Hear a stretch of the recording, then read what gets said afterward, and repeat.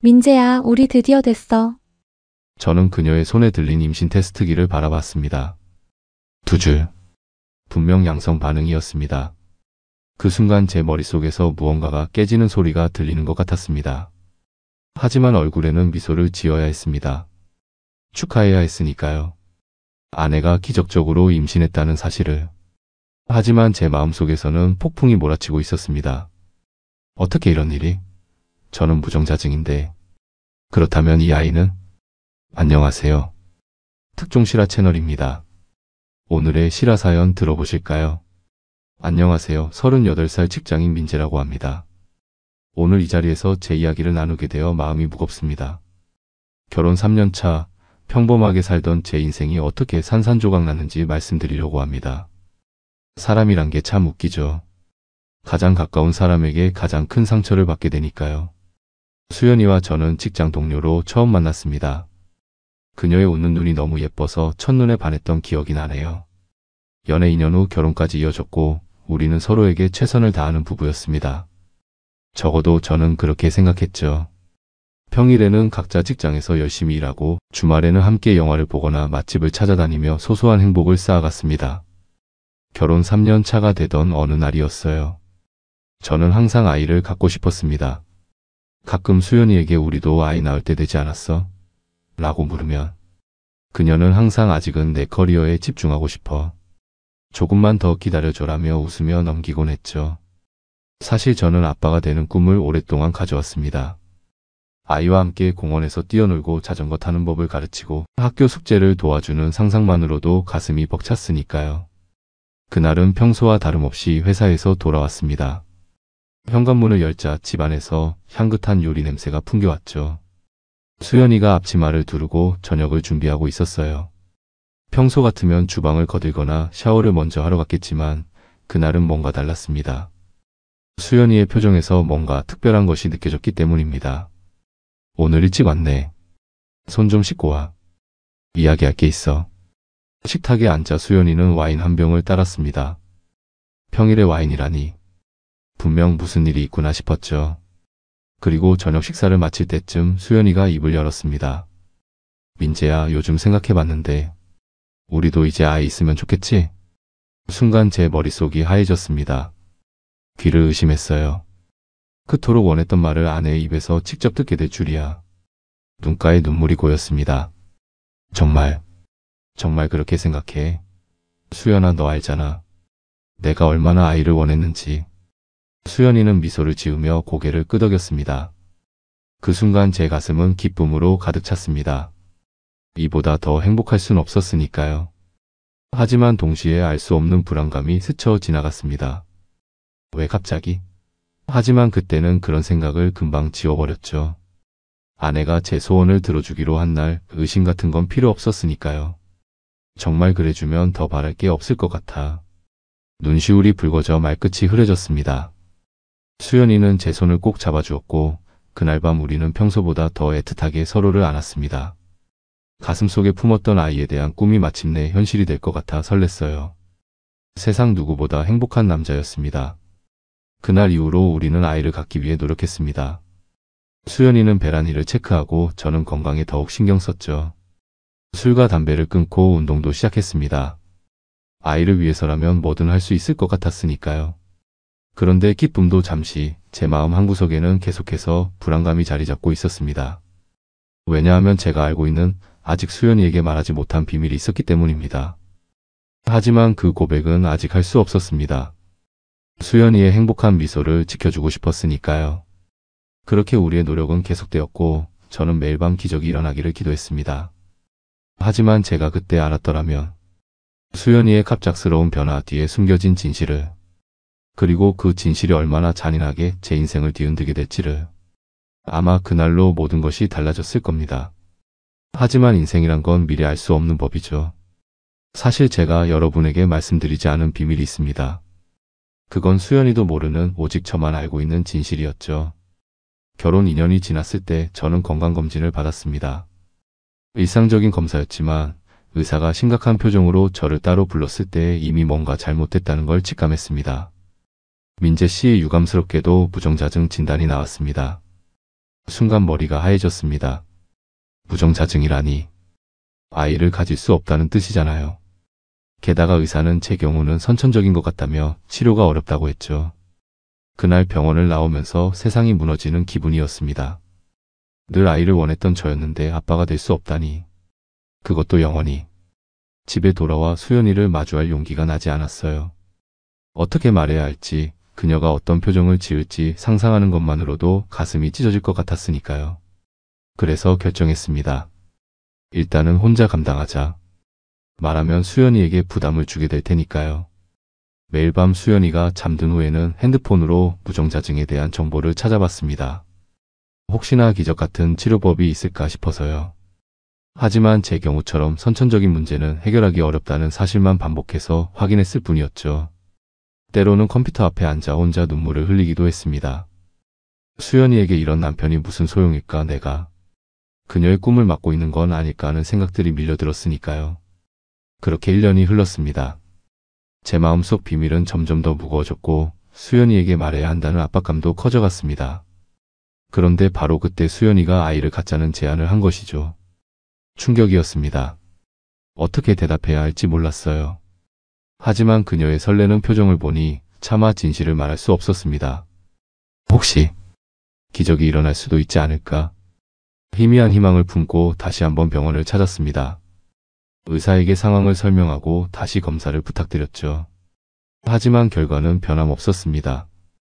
무정자증. 그래도 저는 포기할 수 없었어요. 어쩌면 의학적 시술로 가능할지도 모른다는 생각에 며칠 동안 정보를 수집했습니다.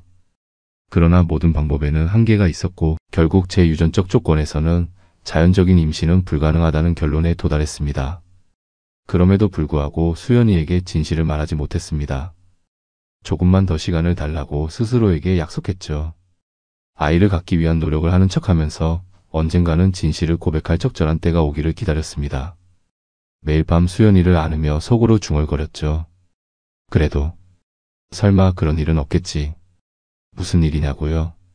제 머릿속 깊은 곳에서는 이미 의심이 시작되고 있었습니다.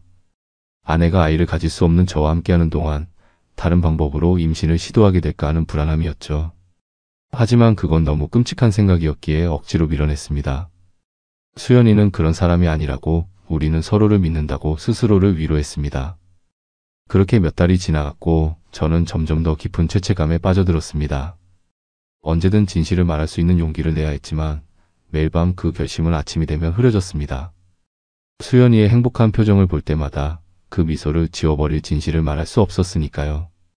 그런데 우리의 노력 적어도 수연이는 그렇게 생각했겠죠. 이 계속되던 어느 날 제 인생을 완전히 뒤바꿔 놓을 일이 벌어졌습니다. 퇴근 후 집에 들어서자마자 수연이가 환한 미소를 지으며 달려왔어요. 손에는 무언가를 들고 있었습니다. 민재야, 우리 드디어 됐어. 저는 그녀의 손에 들린 임신 테스트기를 바라봤습니다. 2줄. 분명 양성 반응이었습니다. 그 순간 제 머릿속에서 무언가가 깨지는 소리가 들리는 것 같았습니다. 하지만 얼굴에는 미소를 지어야 했습니다. 축하해야 했으니까요. 아내가 기적적으로 임신했다는 사실을. 하지만 제 마음속에서는 폭풍이 몰아치고 있었습니다. 어떻게 이런 일이? 저는 무정자증인데. 그렇다면 이 아이는? 축하해 수연아. 정말 기쁘다. 떨리는 목소리로 간신히 말을 이었습니다. 수연이는 제 품에 안겨 눈물을 흘렸고 저는 기계적으로 그녀의 등을 쓰다듬었습니다.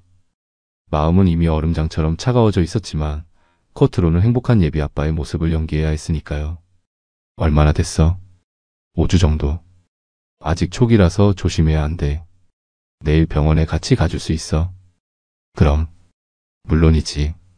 그날 밤 수연이는 행복에 겨워 일찍 잠들었지만 저는 뒤척이며 잠을 이루지 못했습니다. 제 머릿속은 온통 의문으로 가득 찼어요. 무정자증인 제가 아이의 아버지일 리 없었습니다. 그렇다면 누구의 아이일까? 현기증이 났습니다. 이런 상황을 상상해 본 적이 없었으니까요. 화장실로 가서 찬물로 얼굴을 씻었습니다. 거울에 비친 제 모습은 너무나 초라해 보였어요. 두려움, 배신감, 분노가 한꺼번에 밀려왔습니다. 하지만 동시에 제 잘못도 있다는 생각이 들었죠. 1년 동안이나 무정자증 사실을 숨겨온 제가 과연 수연이를 탓할 자격이 있을까? 이런 생각들로 밤새 괴로워했습니다. 혹시 내가 모르는 다른 일이 있는 건가? 혼잣말을 중얼거리며 머리를 쥐어뜯었습니다. 수연이와 함께했던 시간들, 그녀의 미소, 우리의 약속들. 모든 게 거짓이었던 걸까요? 아니면 일시적인 실수? 어쩌면 인공수정을 몰래 했을지도 모른다는 생각도 들었습니다. 하지만 그럴 리가 없었죠. 병원에 가려면 제 동의가 필요했으니까요. 다음날 아침 충혈된 눈으로 출근 준비를 했습니다. 수연이는 평소보다 더 상냥하게 아침을 차려주었고 저는 억지로 미소 지으며 그것을 먹었습니다. 회사에 가는 내내 머릿속은 복잡했습니다. 이대로 모른 척해야 할지 아니면 직접 물어봐야 할지. 하지만 질문하기 위해서는 제 비밀도 털어놓아야 했죠. 그날 오후 약속대로 산부인과에 동행했습니다. 의사는 초음파 검사를 통해 아직 작은 배아의 모습을 보여주었고 심장 박동 소리도 들려주었습니다. 그 순간 이상한 감정이 밀려왔어요.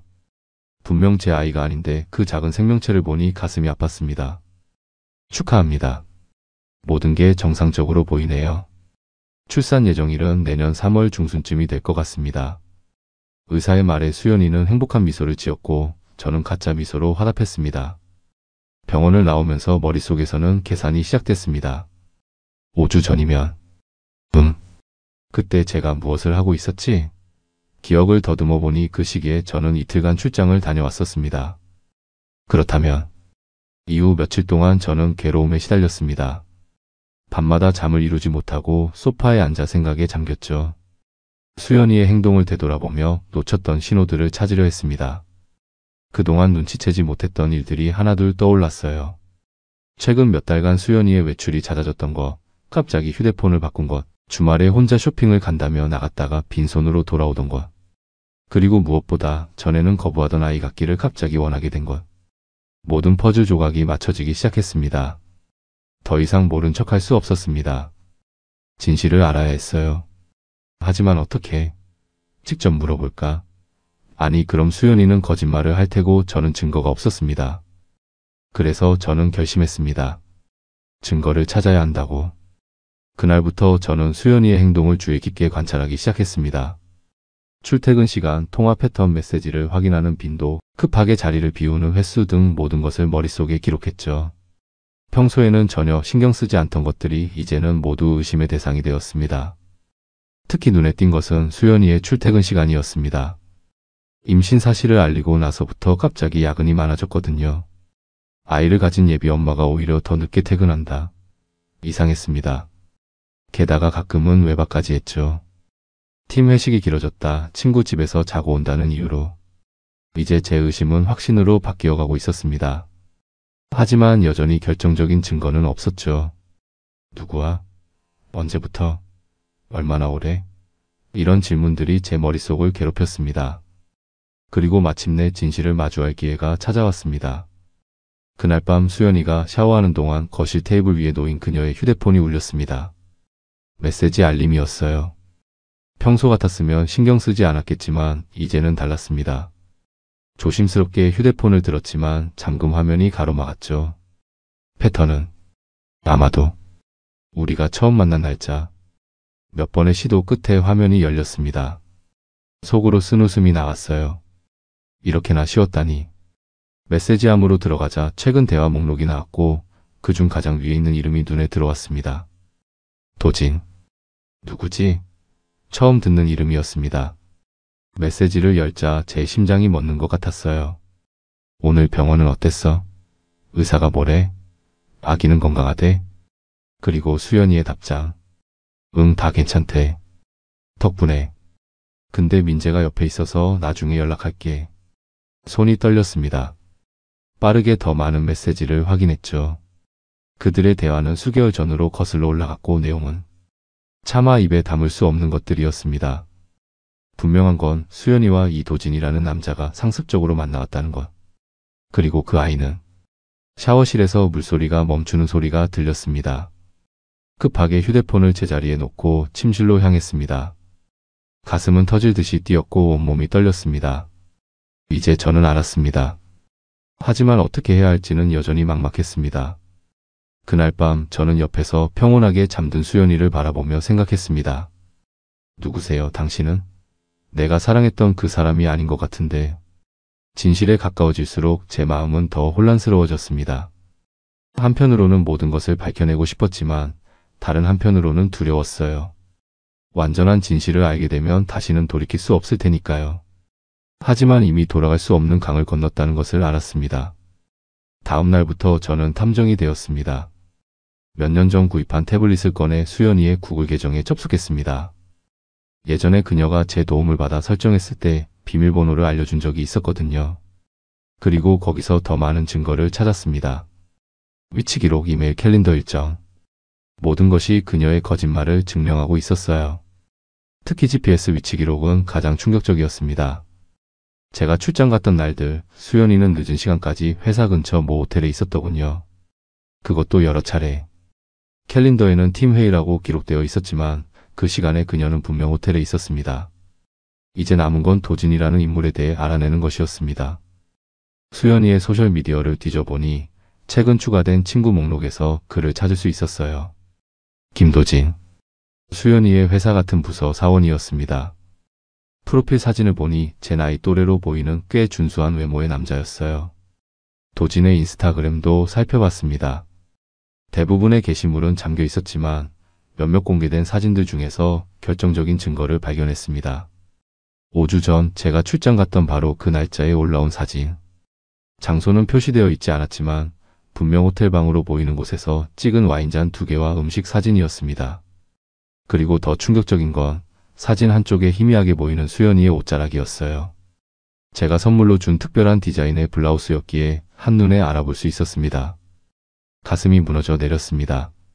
이제 모든 게 분명해졌으니까요. 아내의 임신 시점을 역으로 계산해보니 바로 그날이었습니다. 제가 출장으로 집을 비운 그날 수연이는 도진과 함께 있었고 그 결과가 지금 그녀의 뱃속에 있는 아이였습니다. 모든 퍼즐이 맞춰졌어요. 이건 우연이 아니었습니다. 철저한 계획이었죠. 그날 밤 저는 마지막 확인을 위해 병원에도 전화했습니다. 제 무정자증 진단이 혹시 잘못된 것은 아닌지 확인하고 싶었거든요. 혹시나 하는 마음에 검사 결과를 다시 확인해달라고 요청했죠. 하지만 의사는 명확하게 말했습니다. 민재 씨의 상태는 선천적인 무정자증으로 자연 임신은 불가능합니다. 혹시 다른 치료 방법을 알아보고 싶으시다면 더 이상 들을 필요가 없었습니다. 이제 모든 게 확실해졌으니까요. 수연이의 뱃속에 있는 아이는 제 아이가 아니었습니다. 그리고 그녀는 알면서도 저를 속이고 있었어요. 아니, 더 정확히는 제 무정자증 사실을 모르는 상태에서 저를 배신하고 그 결과로 생긴 아이를 제 아이인 척 속이려 했던 겁니다. 그날 이후 저는 완전히 다른 사람이 되었습니다. 겉으로는 여전히 행복한 예비 아빠의 모습을 연기했지만 속으로는 복수를 계획하고 있었죠. 수연이가 출근한 후에는 더 많은 증거를 모았습니다. 그녀의 통화 기록, 메시지, 이메일, 심지어 신용카드 내역까지 모두 확인했습니다. 마치 전문 탐정처럼 모든 흔적을 쫓았죠. 밝혀진 진실은 제 상상보다 더 끔찍했습니다. 수연이와 도진의 분류는 거의 6개월 전부터 시작됐더군요. 처음에는 단순한 호감에서 시작했지만 점점 발전해 정기적인 만남으로 이어졌습니다. 그들은 주로 제가 야근하거나 출장 간 날에 만났고 때로는 수연이가 친구와 약속이 있다며 외출했을 때도 사실은 도진과 함께였습니다. 그리고 가장 충격적인 발견은 임신에 관한 대화였습니다. 그들은 실제로 아이를 가질 계획을 세웠던 겁니다. 도진의 메시지 중 하나는 이렇게 적혀 있었어요. 만약 임신하면 민재는 의심하지 않을까? 수연이의 답장. 괜찮아. 그 사람은 아이를 너무 원해. 의심할 이유가 없을 거야. 그 순간 제 마음속에 있던 마지막 자비심마저 사라졌습니다. 이건 단순한 실수가 아니었습니다. 철저히 계획된 배신이었죠. 그들은 제 순수한 마음을 이용해 자신들의 잘못을 덮으려 했던 겁니다. 저는 차갑게 분노했습니다. 울부짖고 싶었지만 눈물도 나오지 않았어요. 그저 이 모든 것을 어떻게 끝낼지 계획하기 시작했습니다. 단순히 이혼하는 것으로는 부족했어요. 그들이 저에게 준 고통만큼, 아니 그 이상의 대가를 치르게 하고 싶었습니다. 특히 놀라웠던 건 임신 이후 그들의 대화였습니다. 임신 사실을 확인한 후 도진은 오히려 겁을 먹은 듯 했어요. 이제 어떡할 거야? 정말 그의 아이인 것처럼 키울 생각이야? 수연이의 답장은 더 충격적이었습니다. 당분간은 그래야 해. 하지만 언젠가 우리가 함께할 수 있을 거야. 조금만 참아. 그들은 이미 미래까지 계획하고 있었던 겁니다. 저를 이용해 아이를 키우다가 적절한 때가 오면 버리고 도진과 새 삶을 시작할 생각이었죠. 머릿속이 하얘졌습니다. 어떻게 이런 일이 제게 일어날 수 있을까요? 그 과정에서 또 하나 알게 된 사실은 수연이와 도진이 다니는 회사의 직장, 내 연애 금지 조항이 있다는 것이었습니다. 회사 규정집을 찾아보니 같은 부서 내 연애는 엄격히 금지되어 있었고 적발 시 징계 대상이 된다고 명시되어 있었죠. 이건 나중에 유용하게 쓸 정보였습니다. 모든 증거를 모은 후 저는 변호사를 만났습니다. 이혼 절차에 대해 상담하고 제가 모은 증거들이 법적으로 어떤 가치가 있는지 확인했죠. 변호사는 제 상황에 동정적이었지만 아이에 관한 부분은 복잡할 수 있다고 조언했습니다. 하지만 저는 단호했습니다. 그 아이는 제 아이가 아니었고 책임질 이유도 없었습니다. 집으로 돌아오는 길 문득 도진을 직접 만나봐야겠다는 생각이 들었습니다. 그가 어떤 사람인지, 어떤 마음으로 제 아내와 불륜을 저질렀는지 알고 싶었어요. 그리고 무엇보다 그에게 직접 경고하고 싶었습니다. 이대로 끝나지 않을 것이라고. 이제 저는 완전히 차분해졌습니다. 분노와 슬픔을 넘어 냉정함만 남았죠. 감정에 휘둘리지 않고 체계적으로 계획을 세웠습니다. 마치 프로젝트를 진행하듯이요. 첫 번째 단계는 수연이의 임신 시점을 정확히 확인하는 것이었습니다. 수연이의 산부인과 진료 예약 내역을 확인했습니다. 초기 진료는 제가 동행했지만 그 이전에도 한 번 방문한 기록이 있더군요. 제 출장 직후였습니다. 아마도 임신 사실을 먼저 확인하고 싶었던 모양이에요. 그 진료 내역을 통해 임신 시점을 역으로 계산할 수 있었습니다. 마치 택배 회사처럼 꼼꼼하게 모든 날짜를 체크했습니다. 임신 시점, 제 출장 날짜, 도진과의 만남 날짜, 모든 것을 달력에 표시했죠. 그리고 거기서 결정적인 증거를 발견했습니다.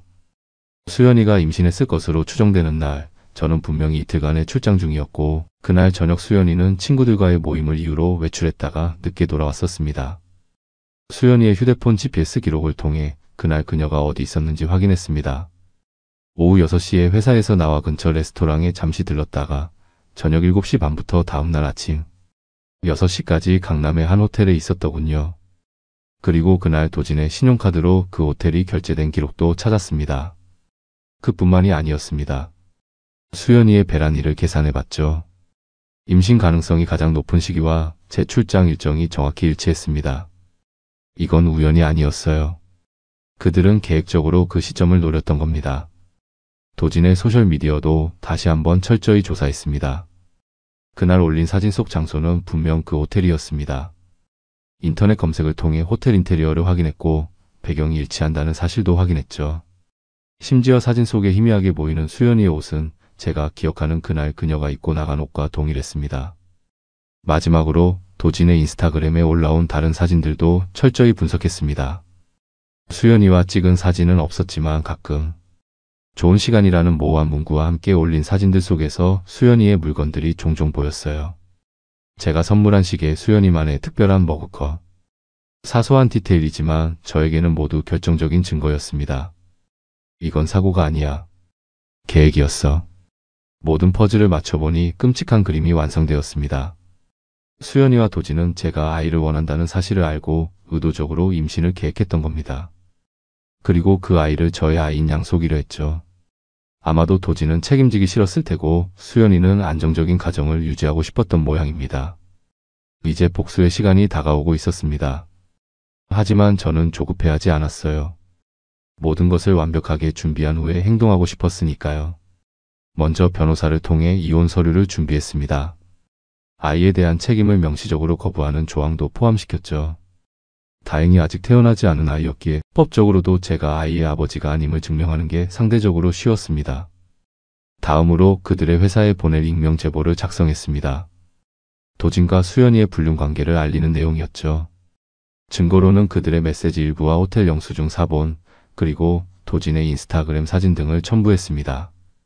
회사의 직장 내 연애 금지 정책을 언급하며 공정한 조사를 요청했죠. 마지막으로 저는 도진과 직접 대면하기로 결심했습니다. 그의 일상을 조사한 결과 매일 아침 일찍 헬스장에 가는 습관이 있다는 것을 알아냈습니다. 그래서 그를 만날 계획을 세웠죠. 단순히 협박하거나 폭력을 행사하려는 게 아니었습니다. 그저 그가 어떤 사람인지 직접 보고 제 눈을 똑바로 쳐다볼 수 있는지 확인하고 싶었어요. 모든 준비를 마친 후 저는 마지막으로 수연이의 휴대폰에 있는 대화 내용을 몰래 백업해 두었습니다. 이혼 과정에서 필요할지도 모를 테니까요. 그리고 그날 밤 처음으로 편안하게 잠을 잤습니다. 이제 모든 것이 끝나가고 있다는 안도감이 들었으니까요. 다음날 아침 새로운 결심으로 눈을 떴습니다. 이제 행동해야 할 시간이었습니다. 수연이에게는 아직 아무것도 말하지 않았어요. 그녀는 여전히 행복한 임신부 역할을 하고 있었고 저는 여전히 행복한 예비 아빠 연기를 계속했습니다. 하지만 그런 가식도 곧 끝나게 될 거라는 사실을 알고 있었죠. 오늘은 약간 일찍 출근할게. 아침 식사를 하며 수연이에게 말했습니다. 그녀는 평소와 다름없이 미소를 지었죠. 응, 조심히 다녀와. 오늘 저녁에는 내가 특별한 요리 준비할게. 잠시 그녀를 바라봤습니다. 언제부터 이렇게 거짓말에 능숙해졌을까요? 아니면 처음부터 그랬던 걸까요? 더 이상의 생각은 접어두고 저는 집을 나섰습니다. 하지만 회사로 향하지 않았어요. 제 목적지는 따로 있었습니다. 도진이 다니는 헬스장이었죠. 아침 6시 30분 도진이 다니는 헬스장 앞에 도착했습니다. 그의 루틴을 조사한 결과 매일 이 시간에 운동을 시작한다는 것을 알고 있었죠. 차 안에서 기다리며 생각했습니다. 저 사람이 내 아내를 빼앗고 내 삶을 망친 남자구나. 하지만 예상과 달리 분노는 느껴지지 않았습니다. 그저 공허한 뿐이었어요. 7시가 조금 넘어서 도진이 나타났습니다. 인스타그램 사진으로만 보던 그를 실제로 보니 묘한 기분이 들었어요.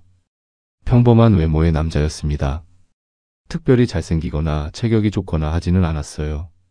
그저 평범했습니다. 이런 사람 때문에 내 인생이 무너졌다는 사실이 더 비참하게 느껴졌습니다. 도진이 헬스장으로 들어가는 것을 확인한 후 저도 따라 들어갔습니다. 낯선 사람의 등장에도 그는 별다른 관심을 보이지 않았어요. 당연하죠. 그는 저를 본 적이 없으니까요. 잠시 그가 운동하는 모습을 지켜보다가 적절한 타이밍에 그에게 다가갔습니다. 김도진 씨 맞죠? 그는 놀란 표정으로 저를 바라봤습니다. 네? 그런데 누구시죠? 저는 박민재입니다. 수연이 남편이에요. 그 순간 도진의 얼굴에서 핏기가 싹 가셨습니다. 눈이 커지고 입이 약간 멀어졌죠. 그의 반응만으로도 모든 것이 사실임을 다시 한번 확인할 수 있었습니다. 민재씨. 말을 더듬는 그를 보며 묘한 우월감이 느껴졌습니다. 그토록 두려워하던 순간이 왔는데 의외로 평온했어요. 여기서 이야기하긴 좀 그렇네요. 잠시 밖에서 얘기 좀 할까요? 도진은 망설이는 듯했지만 결국 고개를 끄덕였습니다. 아마도 상황을 조용히 해결하고 싶었던 모양이에요. 우리는 헬스장 근처 작은 공원으로 향했습니다. 아침 이른 시간이라 사람들이 거의 없었죠. 언제부터 알고 계셨어요? 도진이 먼저 입을 열었습니다. 그의 목소리는 떨리고 있었어요. 중요한 건 그게 아닐 텐데요. 제가 궁금한 건 어떻게 그런 짓을 할 수 있었는지입니다. 도진은 한숨을 내쉬었습니다. 죄책감보다는 체념한 듯한 표정이었어요. 처음엔 그냥 호감이었어요. 수연 씨가 먼저 다가왔고 우리는 점점 가까워졌죠. 그녀가 결혼했다는 건 알았지만 그의 변명을 들으며 속으로 웃음이 났습니다. 이런 뻔한 이야기를 하려고 이 자리까지 왔나 싶었죠. 그래서요. 외로웠다. 그게 남의 가정을 파괴해도 되는 이유가 되나요? 도진은 고개를 숙였습니다. 그냥 서로 외로웠던 거예요. 민재 씨는 항상 바쁘다고 하고 수연 씨는 관심 받고 싶어 했고 더 이상 듣고 싶지 않았습니다. 손을 들어 그의 말을 끊었어요. 아이도 계획적이었나요? 그 질문에 도진의 눈이 커졌습니다. 아마도 제가 그것까지 알고 있다는 사실에 놀란 모양이었죠. 그건 사실 수연 씨가 원했어요. 저는 처음엔 반대했지만 하지만 결국 동의했죠. 다른 남자의 아내를 임신시키고 그 아이를 남의 아이인 척 속이는데 말이죠. 도진은 말문이 막힌 듯 했습니다. 변명할 말이 없었던 거겠죠. 지금 수연 씨는 알고 있어요. 민재 씨가 알고 있다는 거? 아직 모르죠. 하지만 곧 알게 될 겁니다. 주머니에서 작은 녹음기를 꺼냈습니다. 그리고 버튼을 눌러 지금까지의 대화를 들려주었죠. 내 목소리 수연이한텐 익숙하겠지? 도진의 얼굴이 창백해졌습니다. 이제야 상황의 심각성을 깨달은 모양이었어요. 이걸로 뭘 하려고요? 걱정 마세요. 폭력은 쓰지 않을 겁니다. 저는 그런 사람이 아니니까요. 다만 진실은 밝혀져야 한다고 생각해요. 당신들이 저에게 한 짓만큼 대가를 치르셔야죠. 도진은 공포에 질린 듯 했습니다. 제 말이 무슨 의미인지 정확히 알지 못했지만 뭔가 큰일이 벌어질 거라는 건 직감했던 것 같아요. 제발, 우리가 잘못했습니다. 하지만 다른 방법으로 해결할 수 없을까요? 회사에 알려지면 저희 둘 다 큰일 나요. 그의 간절한 표정이 오히려 저를 더 차갑게 만들었습니다. 그건 1년 전에 생각했어야죠. 다른 사람의 인생을 망치기 전에. 자리에서 일어나 그에게 등을 돌렸습니다. 마지막으로 한마디를 덧붙였죠. 아, 그리고 수연이에게 연락하지 마세요. 모든 일은 제가 처리할 테니까. 헬스장을 나와 차에 탄 후 잠시 핸들에 이마를 기댔습니다. 이상하게도 후련했어요. 도진의 비참한 모습을 보니 어느 정도 복수심이 해소된 듯 했습니다. 하지만 이건 시작에 불과했죠. 진짜 결정타는 아직 남아 있었으니까요. 휴대폰을 꺼내 미리 준비해둔 이메일을 확인했습니다. 수연이와 도진의 회사 인사팀 주소로 보낼 내용이었어요. 첨부 파일로는 그들의 관계를 증명하는 증거들, 호텔 영수증, 메시지 내용, 그리고 방금 녹음한 도진과의 대화까지. 잠시 망설였지만 결국 보내기 버튼을 눌렀습니다. 이제 집으로 돌아가 수연이와 마주할 차례였습니다. 가장 힘든 부분이겠지만 더 이상 미룰 수는 없었어요.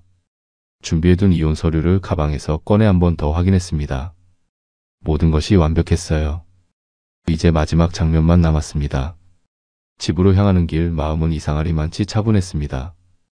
모든 것이 끝나간다는 해방감이 느껴졌어요. 더 이상의 거짓말, 더 이상의 의심, 더 이상의 배신은 없을 테니까요.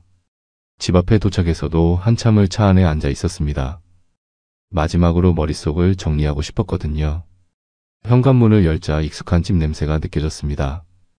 곧 더 이상 제 집이 아닐 곳이라고 생각하니 묘한 기분이 들었어요. 수연이는 아직 출근하지 않고 거실에 앉아 있었습니다. 저를 보자 반갑게 웃으며 말했죠. 왜 이렇게 일찍 왔어? 회사는? 오늘은 휴가 냈어. 수연이의 표정이 의아해졌습니다. 평소 저는 일을 빼놓고는 거의 얘기하지 않았거든요. 소파에 앉으며 가방에서 서류 봉투를 꺼냈습니다. 수연아, 우리 좀 이야기해야 할 것 같아. 그녀의 표정이 조금씩 굳어갔습니다. 여자의 직감이었을까요? 뭔가 심상치 않은 일이 벌어질 거라는 걸 예감했는지도 모르겠네요. 무슨 일이야? 도진이라고 알지? 그 이름을 듣는 순간 수연이의 얼굴에서 핏기가 싹 가셨습니다. 눈이 커지고 입술이 떨리기 시작했죠. 말없이 고개를 끄덕였습니다. 오늘 아침에 만났어. 재미있는 얘기 많이 들었어. 민재야. 그게 난 말 안 해도 돼. 다 알아. 너희 관계도 그 아이에 대해서도. 수연이의 눈에서 눈물이 흘러내렸습니다. 하지만 저는 더 이상 그 눈물에 마음이 약해지지 않았어요. 미안해. 정말 미안해. 처음엔 그냥 실수였는데. 실수? 6개월 동안 계속된 불륜이 실수야. 그리고 계획적으로 임신한 것도. 수연이는 놀란 듯 저를 쳐다봤습니다. 제가 얼마나 많이 알고 있는지 이제야 깨달은 모양이었죠. 어떻게 알았어? 중요한 건 그게 아니야. 이것 봐. 서류 봉투에서 이혼 서류를 꺼내 테이블 위에 올려놓았습니다. 이혼 서류야. 이미 내 서명은 해뒀어. 너만 서명하면 돼. 수연이는 서류를 바라보며 고개를 저었습니다. 널 사랑해서 그런 거야. 수연이의 목소리는 떨리고 있었지만 그 말엔 더 이상 아무 울림도 없었어요. 넌 날 사랑한 게 아니야. 넌 내 욕심을 사랑한 거야. 정적이 흘렀습니다. 수연은 울면서 서류를 움켜쥐었고 저는 말없이 일어났습니다. 거실 한쪽에 놓인 초음파 사진이 눈에 들어왔어요. 잠시 멈칫했지만 곧 고개를 저었습니다. 그 아이. 내가 책임질 이유 없어. 수연은 바닥에 주저앉아 흐느꼈고 저는 문을 열고 나왔습니다. 엘리베이터 거울에 비친 제 얼굴은 더 이상 예전의 민재가 아니었어요. 저는 속으로 중얼거렸습니다. 이제 진짜 끝이다. 며칠 뒤 수영과 도진이 다니는 회사에서 연락이 왔습니다. 인사팀에서 제보에 대한 조사가 시작되었고 두 사람 모두 면담에 불려갔다고 하더군요. 그리고 그 다음날 도진은 사직서를 제출했고 수연은 부서 이동 조치를 당했다는 소식을 들었습니다. 소문은 빠르게 퍼졌습니다. 회사 커뮤니티 게시판엔 불륜 임신이라는 제목의 글이 돌았고 사람들은 뒷말을 하기 시작했죠. 평소 이미지 관리에 철저하던 수연은 그 상황을 견디지 못했는지 제게 문자를 보냈습니다.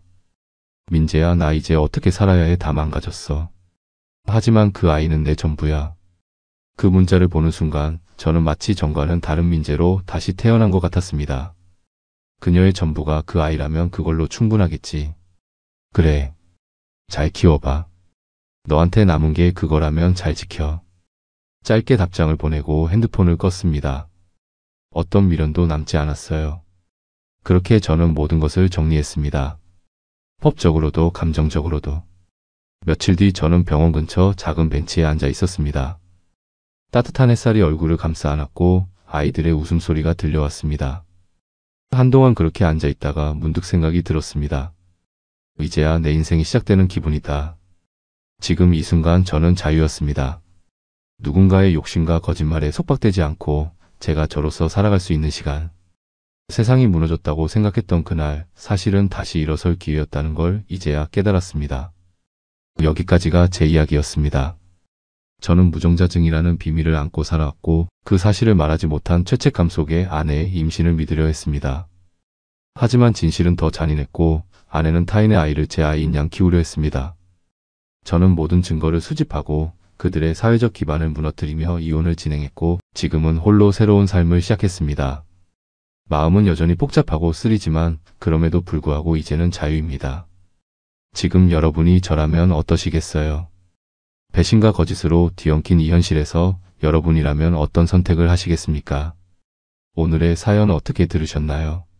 여러분의 의견을 댓글로 남겨주세요. 그럼 지금까지 특종실화 채널이었습니다. 오늘도 끝까지 시청해주신 모든 분들 진심으로 감사드립니다. 다음 영상을 누르시기 전에 잠깐 구독과 좋아요 부탁드리고 오늘도 행복한 하루 되세요.